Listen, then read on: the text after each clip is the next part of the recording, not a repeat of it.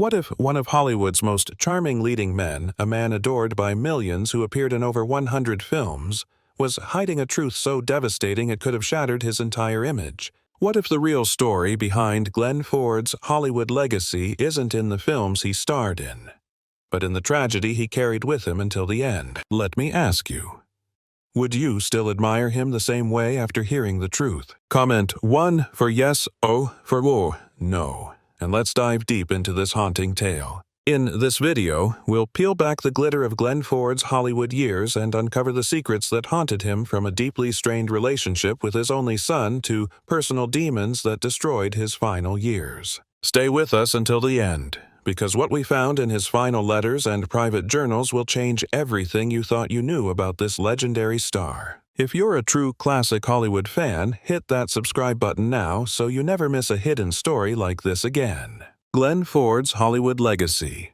A hidden truth. Glenn Ford was born on May 1, 1916 in the town of Portneuf, Quebec, Canada, with a long and formal name, Gwillem Samuel Newton Ford. The blood in his veins was anything but ordinary. His father was a cousin of Canada's first Prime Minister, Sir John Macdonald, while his mother's side descended from Martin Van Buren, the 8th President of the United States. Since birth, Glenn has been caught between two worlds, one that is firmly established in tradition and prestige, and the other that is pursuing goals that transcend boundaries. During 1924, when Glenn was just 8 years old, his family made the choice to leave Canada and relocate to Santa Monica, California. This move would have a significant impact on the remainder of his life. That was the first time the youngster who was born in Canada stepped foot on stage. It was there beneath the bright light of the Pacific coast. Glenn experienced the magnetic draw of becoming someone else for the first time when he participated in school plays at Santa Monica High School. He was living inside the tale of another individual during the production, and it's possible that he also learned how to conceal his own identity from that same moment. After graduating in 1934, Glenn joined a number of smaller theatrical organizations located all throughout the West Coast. The hands of a laborer were all he had. Yet, he did not have any money. He worked as an electrician, a construction worker, learned carpentry, and fixed up his family's home when he wasn't performing. He also attended school to become a carpenter. Because his father was a strict railroad boss, he required that his son master a skill in case Hollywood would not continue to want his services. The fact that Hollywood did want Glenn Ford was something that no one anticipated. Nevertheless, it was not the actual guy himself that was required. Rather, it was the image of the perfect man fans desired to believe in. He attempted to apply for a role at 20th Century Fox in 1937, but he was unsuccessful. He was unsuccessful once more a year later. He did not, however, quit. After that, Columbia Pictures came along and transformed the name Glenn Ford, which originated from a little village in Canada, into a recognized name in the American film industry. In 1939, Glenn Ford made a daring yet strategic move by signing a long-term deal with Columbia Pictures. This move was made by Harry Cohn, the CEO of the studio. Cohn made the decision to foster Columbia's own generation of performers rather than purchasing stars from other studios as he had done in the past. One of the names that was selected was William Holden, and Glenn was also selected. According to Harry Cohn's unambiguous proclamation, only one of them will survive, while the other would be devoured alive. He did not anticipate that the two would develop a strong friendship and achieve fame together. He was surprised by this development. Heaven, with a barbed wire fence, was the picture in which Glenn made his debut as a main actor, although the beginning of his career was anything from typical. Ricardo Cortez, the director, made a public mockery of him on a set, referring to him as a terrible actor and pledging that he would never collaborate with him again. The old resentment was still blazing when Glenn stumbled into him at a restaurant several years later and came dangerously close to punching him. Hollywood, on the other hand, is a place where a single breakthrough may cause everything to alter. Glenn Ford's golden period and post-war career. And that moment arrived for Glenn Ford in 1946 when he and Rita Hayworth made history in the film industry with the release of Gilda that they had worked on together. It was Rita who became the sexual icon of her day. It was the ideal complement to have Glenn with his subtle and quiet manner of speaking. The audience was left with a lasting memory of Glenn's performance despite the fact that Rita received the most of the attention. From that point on, the two individuals embarked on a romantic relationship that was not only unclear but also disturbing, and it would last for a complete 4 decades. Glenn's career took off once he was cast in Gilda. There was a streak of legendary films in which he appeared. It was for his performance as a noir detective in the 1953 film The Big Heat that he was nominated for an Academy Award. In 1955, she appeared in Blackboard Jungle, a film that pioneered the genre of educational dramas. She played the role of a teacher at a chaotic school opposite Sidney Poitier. Marlon Brando starred in the satirical comedy Tea House of the August Moon, which was released in 1956. 3:10 to Yuma, which was released in 1957, and Cowboy, which was released in 1958, assuaged his talent in westerns by demonstrating his real-life talents in horseback riding and shooting. Glenn Ford, an actor who eschewed flamboyance and big controversies and always maintained a calm, low-key demeanor, achieved the uncommon honor of becoming the #1 box office star in the United States in the year 1958. Glenn remained consistent throughout the decade of the 1960s, appearing in films such as Cimarron, which was released in 1960, The Courtship of Eddie's Father, which was released in 1963, The Rounders, which was released in 1965, and Heaven with a Gun, which was released in 1969. In the 1970s, he shifted from the film industry to the television industry, where he continued to find success with shows such as Cade's County the Family Holvac and Once an Eagle. His success in television remained throughout the decade. The ultimate high point of his career in the film industry was a cameo appearance in the 1978 film Superman, in which he played Jonathan Kent, the adoptive father of Superman. This cameo was brief but touching. Once again, Glenn accomplished his goal of touching the audience's heart by embodying stability, elegance, and gentle compassion. He did this without using complicated phrases or dramatic movements. All he did was gaze. In his latter years, he appeared in a few supporting parts, such as in the 1979 film Day of the Assassin. However, everyone was aware that the golden period of Glenn Ford had come to an end, and that in front of him lay the shadows of things that he had not yet redeemed, including the lady he loved, the kid he had abandoned in the past, and the self that he had never completely forgiven. Glenn Ford's personal life and relationships. Glenn Ford may not have fired a gun in combat, but he carried that soldier's code with him for the rest of his life. He was collected, responsible, and often too isolated to ask for assistance. On the other hand, despite the fact that the military acknowledged him as a devoted serviceman in his personal life, he was a man who was unable to maintain commitments to anybody. This was the beginning of another tragedy, one that was silent, enduring, and more profound than any war-love marriage and a father-son tie that never really healed. His radiance aroused adoration, but that very shine also pushed loved ones away, and it marked the beginning of another tragedy. In the film The Lady in Question, which was released in 1940, Glenn Ford made his debut in the role of portraying a charming young actress. She went under the name of Rita Hayworth. Neither one of them had achieved fame at that point in time. There was something beyond performance between them, a natural chemistry, a cinematic energy that flickered in looks and remained in stillness on the screen. Both were only beginning their careers. Yet there was something that went beyond performance between them. Both physically and emotionally, they had grown up by the time they got back together in Gilda in 1946, which was 6 years later. Gilda became a legend, and a love that nobody knew about started between the two of them. It was once remarked by Glenn that he had never seen Gilda as a movie. Rather, it was a recollection. And, despite the fact that she was surrounded by celebrity and loneliness, Rita discovered in Glenn something that she had never had before, a quiet protection. However, the timing was not in their favor. Rita was married to Edward Judson at the time when Glenn was dating no one. On the occasion of Rita's divorce, Glenn had already tied the knot with Eleanor Powell. Her subsequent marriages were to Orson Welles and Prince Ali Khan, respectively. They never ceased finding their way back to one another despite the fact that they were perpetually out of rhythm with one another. During the time when Rita was living in her Beverly Hills house with her then-husband, the screenwriter James Hill, she informed Glenn that the plot of land next door had recently been put up for sale. There was no hesitation on Glenn's part. The new house that he built was only a few steps away from the wall that Rita had put in her backyard.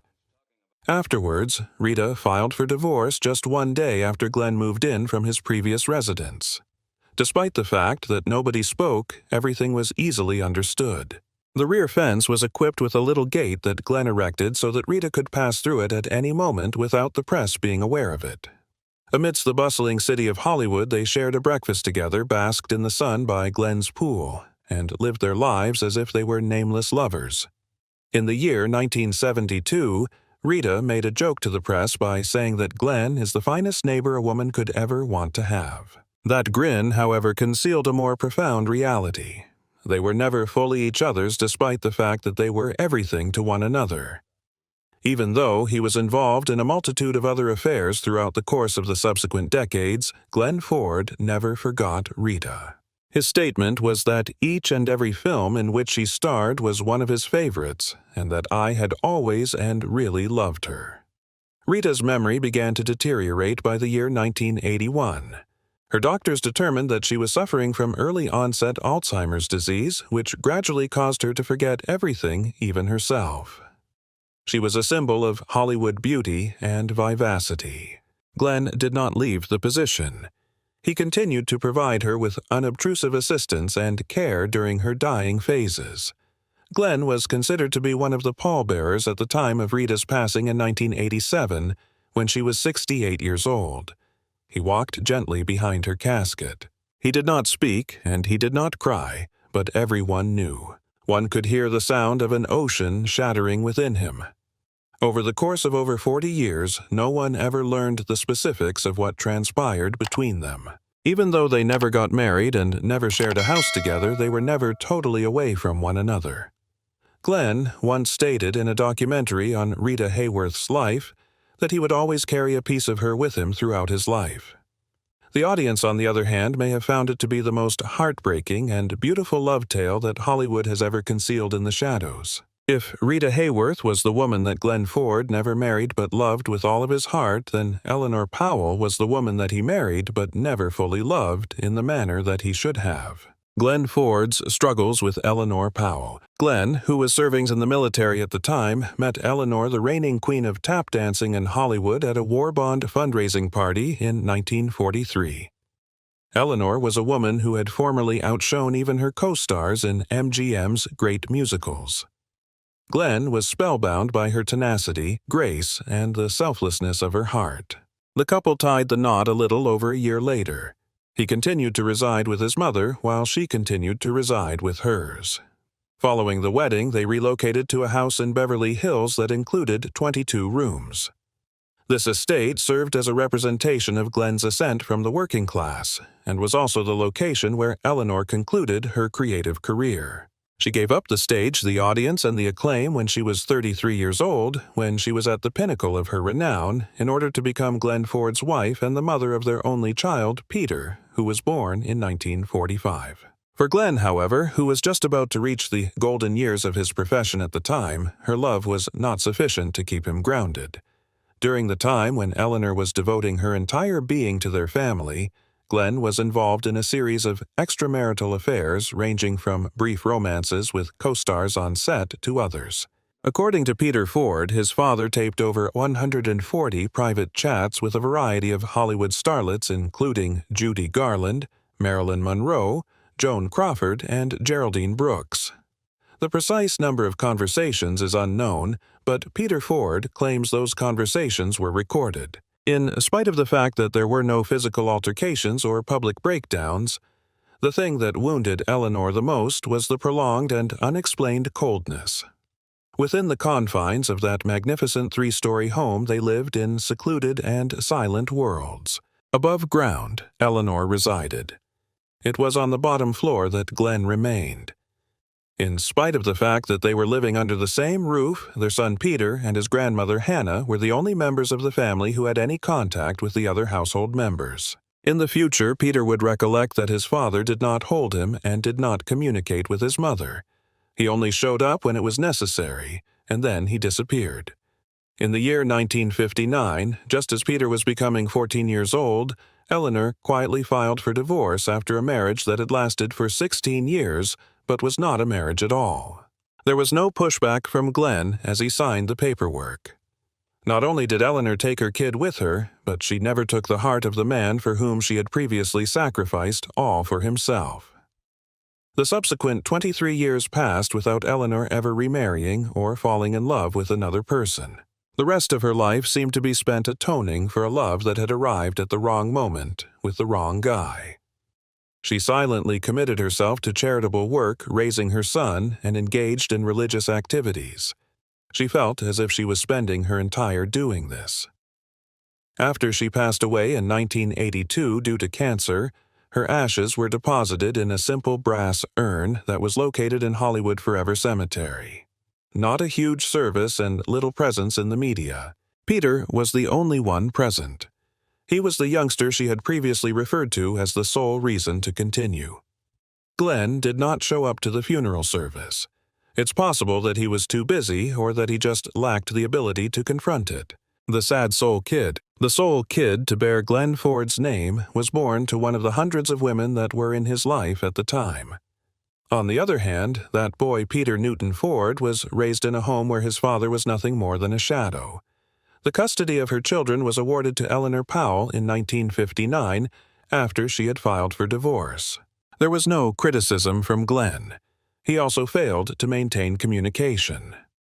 Throughout the years when Peter was developing his personality, Glenn was practically never there. When he initially sent his son out into the world, he did not get any letters, phone calls, or suggestions. There was a time when Peter claimed that he was my biological father, but he was not present. With the exception of becoming a parent, my father had a deep affection for women, his career, and everything else. Just enough to avoid being considered irresponsible. Glenn sent a tiny monthly support check. However, it was never enough to replace the whole of a childhood that was devoid of any meaningful experiences. While Peter was starring in films as brave men and dedicated dads, he lived with his mother and grandmother in a house where the past never quite ceased to be a source of tension. What made the situation even more acrimonious was the fact that Glenn and Peter frequently collaborated on projects, particularly on the television series Cades County, which aired in the 1970s. But while they were working together, they were more like co-workers than they were strangers. During the filming process, there were no embraces, no shared meals, and no proud glances from a father to his kid. Time then proceeded to do something that no one could stop. Peter would later publish a memoir, Glenn Ford, A Life, revealing a man who was deeply conflicted. Charismatic in public, but emotionally distant and even cruel in private. He claimed his father was a serial womanizer, obsessed with control, and completely absent when it mattered most. Peter's revelations painted a picture of a man who could charm an entire generation. But not his own child. He cared more about his public than his family, Peter once said. I had to compete with the screen. Glenn Ford's struggles and degeneration. Glenn reached his senior years. His inability to walk was the result of a string of strokes that he suffered. There was a decline in his memory. His condition required him to use a wheelchair, and he became totally reliant on other people. When he summoned Peter back, he did it not in the capacity as a son, but rather as someone he wanted assistance from. This was during this time period. However, now that they were once again under the same roof, there were no longer any distinct levels. Instead, there was only a devastated father and a son who were attempting to make sense of their lives. They were surrounded by the sound of medical equipment and the pieces of a memory that were diminishing. Peter started to inquire. He started recounting the story. There were tales that no one had ever heard before, affairs that have been concealed for a long time, fears that were never admitted, an existence that was lived to the utmost but was never spent in an honest manner with the one and only person who called him father. During a subsequent interview, Peter recounted that for the very first time his father would gaze at me for a considerable amount of time before asking, "Do you remember when you were a child?" And at that moment I saw that he was making an effort to put everything in order. It is late, but it is honest. Following Glenn's passing, Peter released his autobiography, titled Glenn Ford, A Life, in the year 2011. He did not want to criticize or seek retribution. Rather, he wanted to convey the narrative that his father had chosen to keep secret for the entirety of his life. And someone who was once revered by the entire world and loved by the most beautiful ladies. But in the end, he was only able to ask the son he had previously abandoned to write for him two things that he would never be able to express for himself.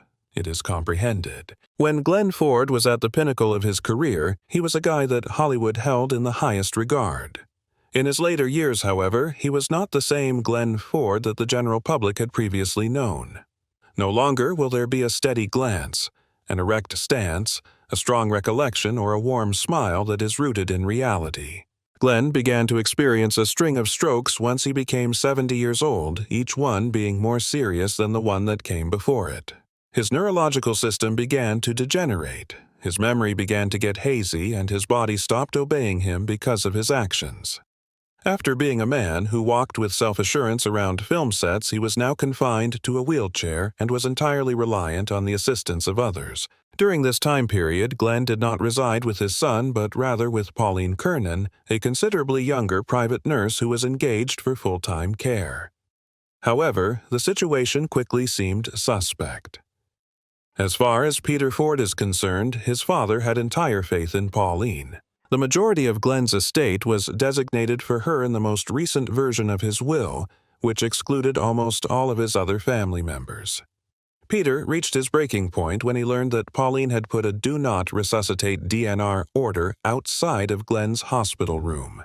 This was despite the fact that Glenn was still conscious, communicative, and plainly wanted to live. The reason why Peter had to go to court was not to argue about money. Rather, he had to argue for his father's right to continue living.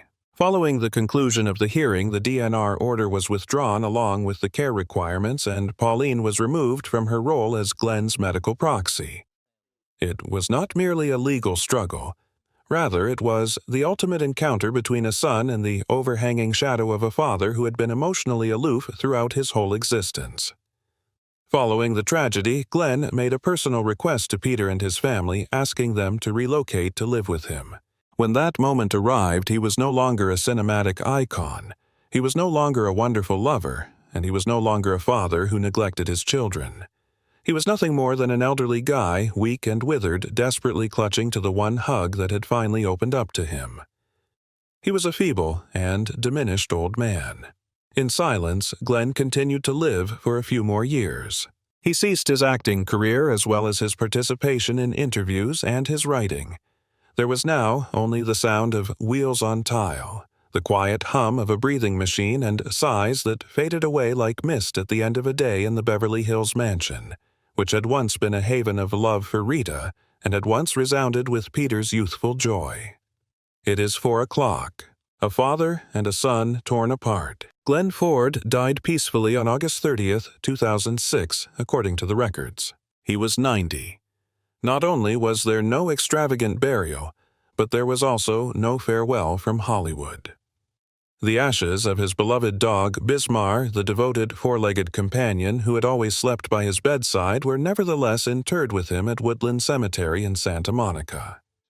This was done in accordance with his specific desire. Not a humorous conclusion, but one that is tranquil nonetheless, mostly due to the fact that he would forever be a symbol to the audience.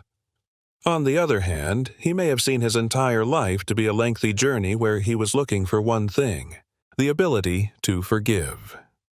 As a result of the women he loved, the son he abandoned, and the guy with whom he never established a complete peace of mind, Glenn Ford was never perceived as a loud star. In real life, he did not engage in the practice of making great gestures, he did not wave his arms on TV, and he did not play the advertisement game. Glenn became the sort of actor that a whole generation of American viewers once trusted, empathized with, and regarded as a reflection of themselves. This was exactly because of the fact that Glenn became the kind of actor that it was. In Blackboard Jungle, he played the role of a teacher. In The Big Heat, he portrayed a police officer. In Cowboy, he played a Western farmer. In Superman, he played a parent. In every part, he did not leave the audience feeling overpowered. He made them feel close protected and quietly saddened when he failed to meet their expectations. In the past, Glenn Ford was referred to by critics as the ordinary man in extraordinary circumstances. In addition to not being Clark Gable, he was neither Marlon Brando, nor was he James Dean. On the other hand, he was Glenn Ford, the work partner that everyone aspired to collaborate with, and the sort of man that every spectator thought to be genuine. Over the course of his career, which spanned more than half a century, Glenn Ford appeared in more than 100 films spanning almost every category. Film noir. Gilda, The Big Heat, social drama, Blackboard. Jungle, The Doctor and the Girl. Westerns, 310 to Yuma, The Fastest Gun Alive. Jubal comedies. The Tea House of the August Moon. The Courtship of Eddie's Father. And even superhero pictures. Superman, the movie. 1978 are some examples of films that have been produced. Few performers were able to maintain the position of #1 box office star in the United States for more than a year, but he did so in 1958. It was held by him for 4. However, the unfortunate reality is that Glenn Ford is not remembered by many people in today's society. In the same way that there are revival efforts for Humphrey Bogart or John Wayne, there is no towering homage on Hollywood Boulevard, no spectacular memorial following his death, and no revival campaigns for his famous pictures. During an interview, Peter Ford stated, "My father was extremely famous up until the time of his passing, and then within a few months his name disappeared from conversations in the Hollywood industry." It might be due to the fact that Glenn never actively sought out controversy since he never experienced any scandals, public meltdowns, or terrible endings like so many other icons. In the same manner that he had lived in this world, Glenn Ford passed away in a manner that was unassuming, unwavering, and without pleading to be remembered. In addition, it is precisely this trait that makes him deserving of being remembered, due to the fact that his legacy is not represented by sculptures or rituals. Each and every scenario in which he did not act but only existed is where it resides. A prolonged gaze, a line that is somewhat reserved. After Glenn Ford's death in 2006, something remarkable surfaced: a box of unsent letters, many addressed to Peter. They were filled with regret, longing, and heartbreak. In one letter he wrote, "I wasn't the father you deserved. I lived for applause, not for you. I'm sorry." That single line shook Peter and the entire Hollywood community to the core. A guy who was never flawless but was painfully and hauntingly genuine when he was alive. Never once did Glenn Ford make an effort to become a legend. Not only did he not make an effort to be recognized, he did not take the stage in order to impress, and he never exploited his suffering to manipulate the attention of the people. And yet, this is precisely the reason why he became one of the artists that is the most difficult to forget. Whenever you take a seat and observe the scene from behind the curtain. In his life, he experienced a number of inconsistencies. In the middle of love and separation. In the vicinity of light and darkness. From the man who is held in high esteem by the general public to the man whom his family never completely comprehended. Although he had a love for one woman for 40 years, he was never able to marry her. Abandoned his one and only kid, only to come back and beg for forgiveness when the children were almost out of time.